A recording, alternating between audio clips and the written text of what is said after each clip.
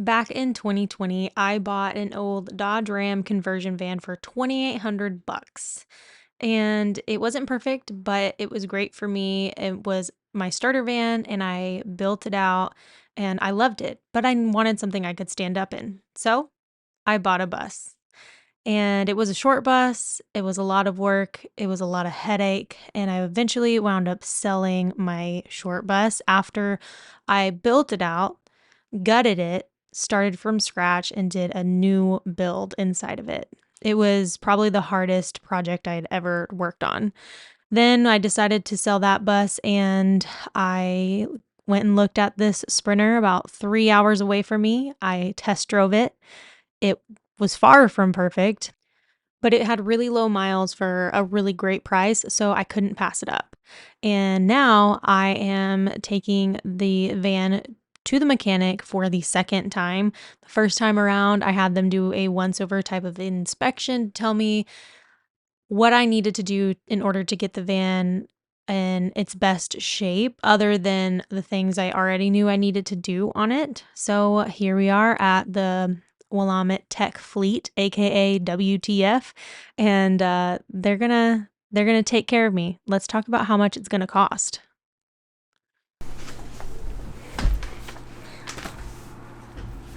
So I just dropped the van off at the mechanic, and when I first bought the van, the very first thing that I wanted to make sure that I did was take it to a good mechanic and have it looked over so that they could let me know, outside of what I already know, what needs to be done in order to get it in tip-top shape. And basically, when I bought the van, the things off the top of my head I knew needed to be addressed were the shifter was basically stuck in park, and the previous owner, however, I don't know if their mechanic did it or if their guy who drove it did it, but he, from what this mechanic told me, is he overrided that to where they put a little hole in the bottom of the shifter, and you stick a screwdriver in there and you can kind of push something in there down, and it allows you to get out of park and go in reverse or go in drive or neutral, whatever, but you had to do that or else it was physically stuck. That was the first thing that I saw when I was looking at this van, that I was like, I don't know how much that's going to cost to fix. And it made me really nervous, but because of how low the miles were on this van and in correlation with the price, it was something that ultimately I decided I was going to look over and get it fixed regardless of the cost. And I was afraid because these Sprinter vans are Mercedes. So even though mine is branded as a Dodge Sprinter, it's still Mercedes parts. And at some point, at 1 year, they're all branded as Sprinters, or sorry, they're all branded as Mercedes, but the older ones, like mine, could go one way or the other, and mine is branded as a Dodge, but it still costs the same as any other Sprinter, and they are a little bit more expensive. So I'm going to go over everything that I need to get done to it, as well as what I've already done and how much it's all going to cost. So basically, I purchased the van itself for $11,500.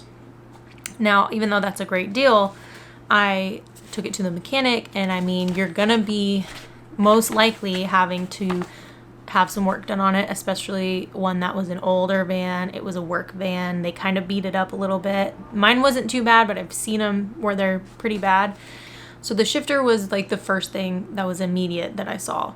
The second thing was the glove box is broken. It won't stay shut. I see that in a lot of Sprinters, and that was like the major stuff. So to me, it was like, that's not that bad. I don't know what it looks like mechanically though. So this van was 3 hours away from where I was, and I bit the bullet and drove it back. I bought it not knowing how much I was going to have to dump into mechanic repairs. They said that they had it maintained at their local mechanic, which this was a smaller town, And there was only one mechanic, so that's who they took it to. And I personally feel like maybe this mechanic wasn't super knowledgeable when it came to Mercedes Sprinters in general. And I only say that because after taking it to this mechanic, for example, what they were doing to have to shift, they fixed it for a really decent price. I was really surprised, and it was like not a big deal at all. I think it was a fuse needed to be replaced or something super simple like that. And so for it to be something that simple and the other mechanic who was maintaining this van couldn't fix it, I just feel like that was the first sign for me that these guys probably know what they're doing.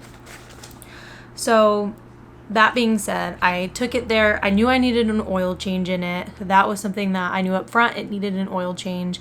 And those are more expensive in a Mercedes Sprinter than they are for most other vehicles. So I want to get into all of the prices and kind of deep dive with you into what I'm paying and like a realistic look at like what it's going to be if you're deciding to purchase any type of Mercedes Sprinter van. So we took it to the Willamette. I don't think that's how you say it. I'm not from here. Willamette Tech Fleet, which we didn't notice before, but we learned today that the abbreviation for their name is WTF. And they are going to be hopefully at the next Overland Expo here in Oregon, the one that we went to last year.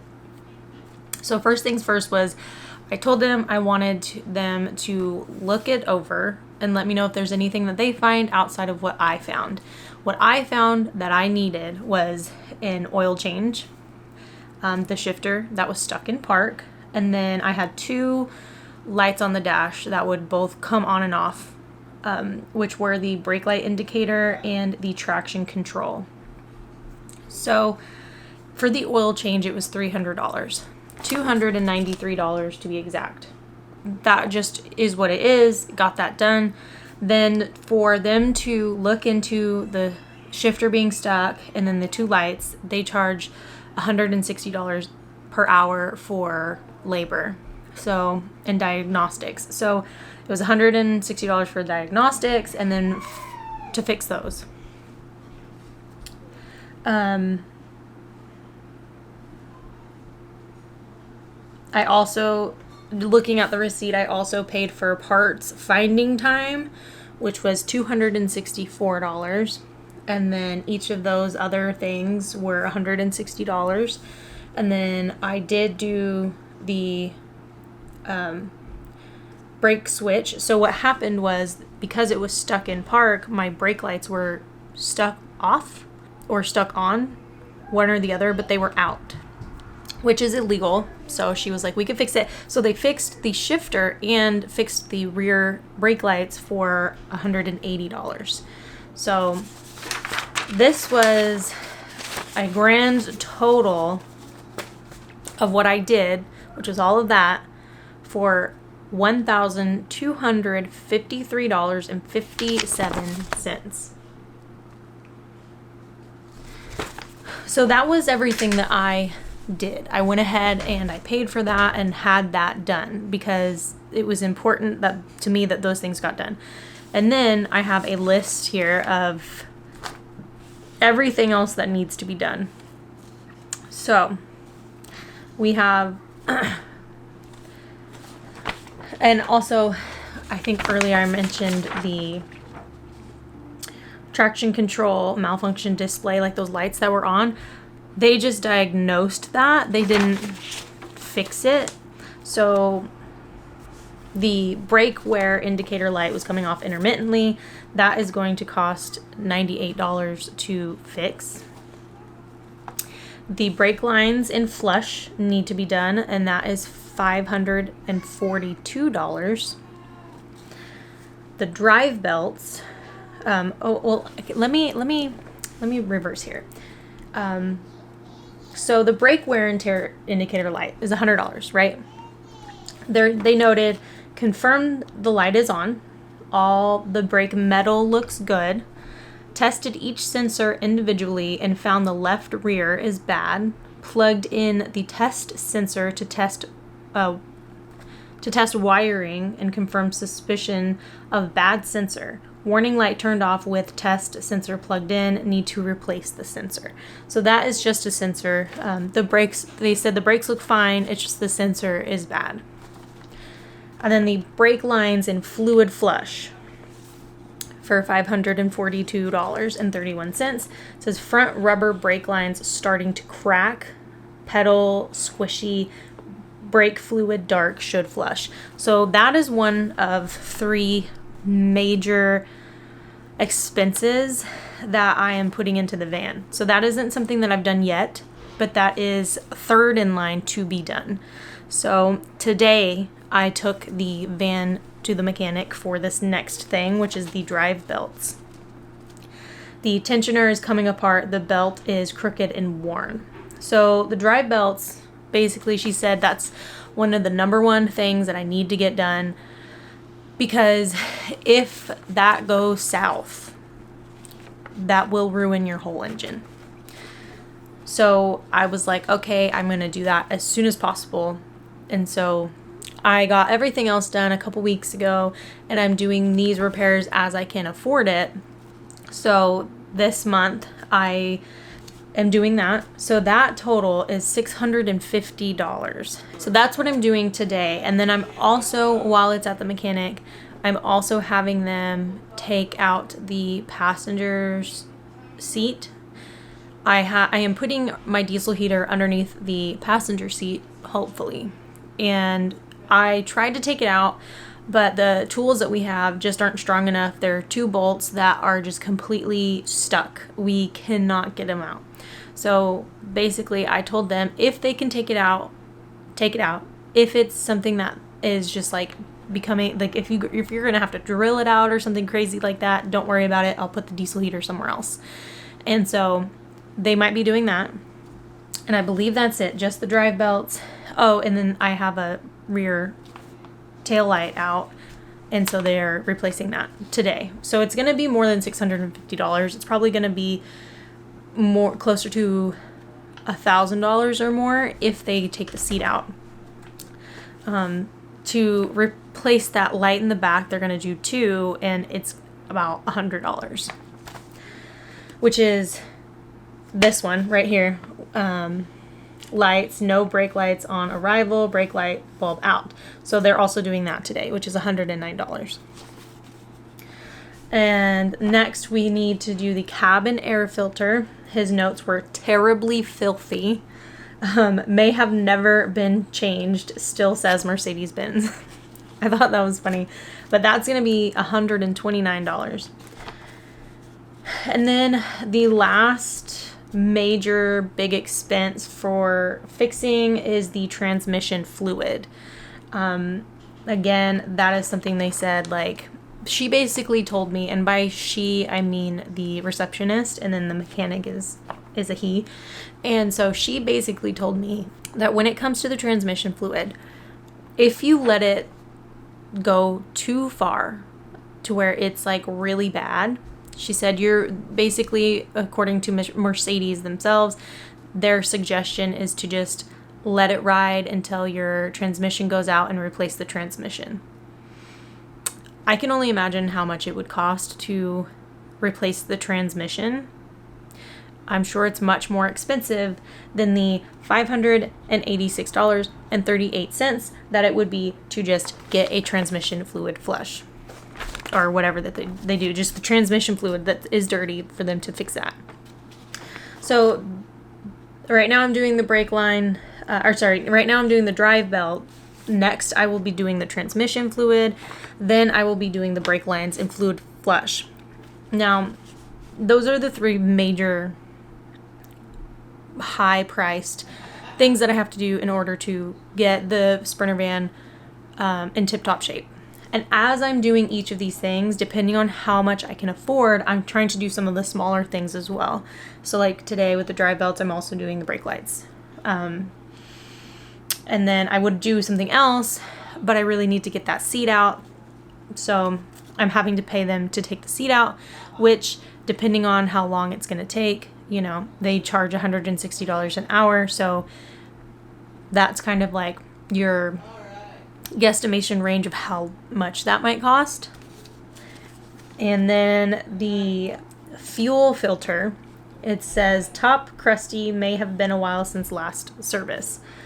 That is $276. That is also a little bit more on the higher end, but that's not necessarily like a huge deal. But all of this stuff will get done in time, hopefully before the end of February. As I'm building out the van, I'm also making this more of a priority than building out the van itself, because what's the point in building out a van if I'm not going to do what needs to be done to get it in tip-top shape.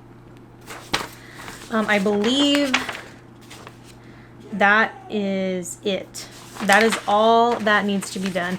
And the total for everything right now, aside from the stuff I've already paid for, that was the oil change and the diagnosis and all that stuff, fixing the shifter, all of that was $1,253. The remaining balance to fix everything else that we have here is $2,427.50. I have it written down, and I am basically going through this and fixing everything as I can.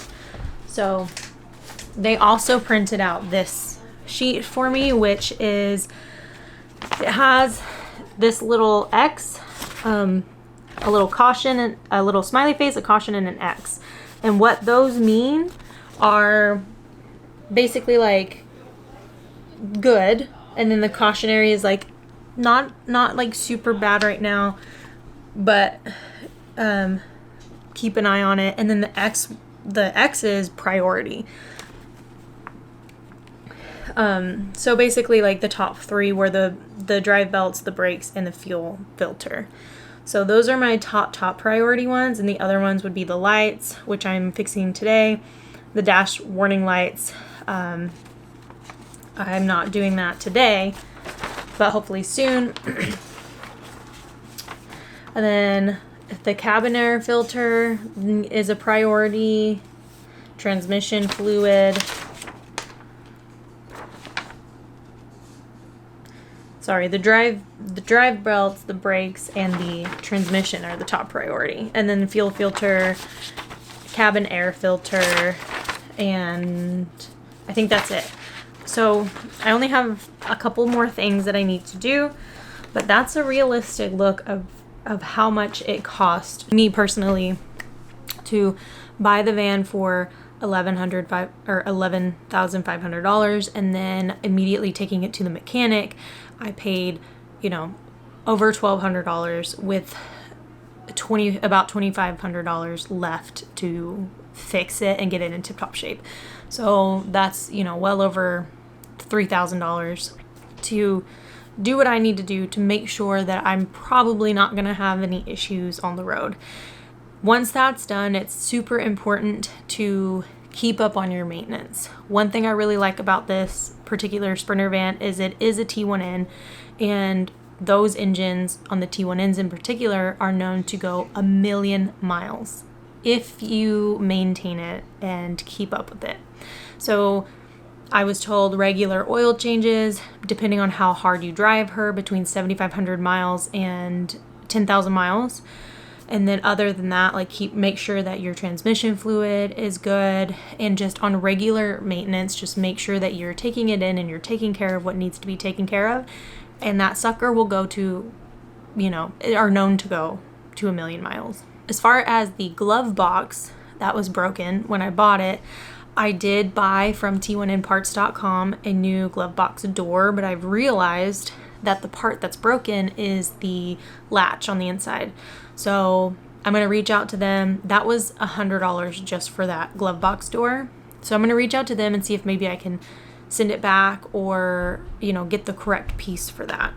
And so that, is basically how much I've spent so far, plus what I still have left to pay. And then after today, like I said, I still owe $2,000 over $2,400. And after today, that'll probably go down by $1,000. So it seems like a lot, but any vehicle you buy, you want to make sure that you're taking it to the mechanic, you're getting it looked over, and you're doing what you need to do to keep it up and running, because new engines for Mercedes, mine in particular, I think can be like over $13,000. That's more than I paid for the van itself. So it's just really important to keep up with all the maintenance and make sure that you really take care of it. But I just wanted to kind of be really transparent here and let you know, like, this is what it looks like to have a Mercedes Sprinter van and take it to a mechanic. It's gonna be a little more pricey. These are foreign parts, and that's the reality of it. I know some people have commented, you don't need to let us know how much money you're spending and this and that, and that's not the point that I'm trying to make here. My point that I'm trying to relay to you is just to be transparent and kind of give you an idea, like if you're thinking about getting a Mercedes Sprinter van versus like a ProMaster or even like a conversion van, it's gonna vary. The mechanic prices are gonna vary. It's not gonna cost as much to take a ProMaster to a mechanic, but on that side, I just had a friend tell me that he has had 3 different transmissions put into his ProMaster. So it's just best to do your research. And so that's what I'm trying to give anyone watching who's thinking about doing a Sprinter a little bit more insight, if you don't know already, that it's going to cost a little more. And I just want to share the knowledge. Knowledge is power, and I just want people to be aware. If you're watching me build this van because you want to build this same or similar van, that's what I'm here for. I'm just kind of taking you all along for the ride in every aspect of the way. So that's what this is about. That's what this van build is about. And so I hope that, I could help you, or at least give you a little bit more knowledge, or to entertain you, whatever that might be. So I just want to thank you so much for watching. And if you are planning on building a van, I'm sending you all the van life love, and how exciting is that we are doing this together. If you haven't already, please consider subscribing and liking this video if it helped you out. I appreciate it, and I'm looking forward to hearing your thoughts and just reading through the comments for whatever you feel like commenting. Again, I took my van to the Willamette Tech Fleet, and this is in Springfield, Oregon, and I have had an amazing experience with them so far. I really like them, and honestly, I will probably never take my van to, as long as they exist, I'll never take my van to another mechanic if I can help it. So I highly recommend them. If you want to go check out their website, feel free. I'll link their information in the description below. Huge shout out to them. They've been amazing. They do great work, and they specialize in Mercedes Sprinter vans, and they've been around for the last 7 years. So again, thank you so much for watching, and I will see you guys on the next video, where we will dive back into the van build itself when we get it back from the mechanic.